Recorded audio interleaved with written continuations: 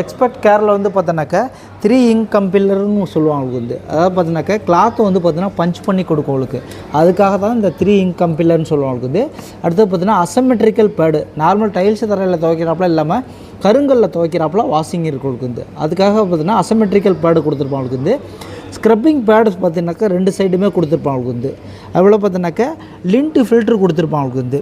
நம்ம மந்த்லி ஒரு தடவை பார்த்தோன்னாக்கா கலட்டி வாஷ் பண்ணி போட்டுக்கலாம் அவங்களுக்கு. அந்த லிண்ட் ஃபில்ட்ரு கொடுத்துருப்பாங்க அவங்களுக்கு.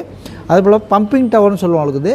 அலசும் போது பார்த்தீங்கன்னா டேரெக்டாக ட்ரம்முக்குள்ளே தண்ணி வரதுனால பார்த்தோன்னாக்கா கிளாத்தை அலசின பிறகு பார்த்தீங்கன்னா அந்த பவுட்ரு வாடை திட்டுதான் தெரியுது. அதுபோல் எல்லாம் எதுவும் இல்லாமல் இருக்கும் அவங்களுக்கு.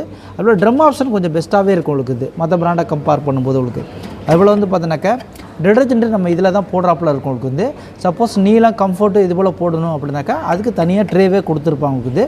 ஒரு சில பிராண்டில் பார்த்தீங்கன்னாக்கா டேரெக்டாக போடுறாப்புல இருக்கும், இல்லை தனியாக கொடுத்துருப்பாங்க வந்து. அதுபோல் பார்த்தீங்கன்னாக்கா